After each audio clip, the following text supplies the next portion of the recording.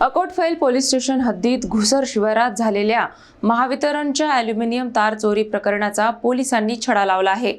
2 आरोपींना अटक करत जवळपास 2 लाखांचा मुद्देमाल जप्त करण्यात आला आहे।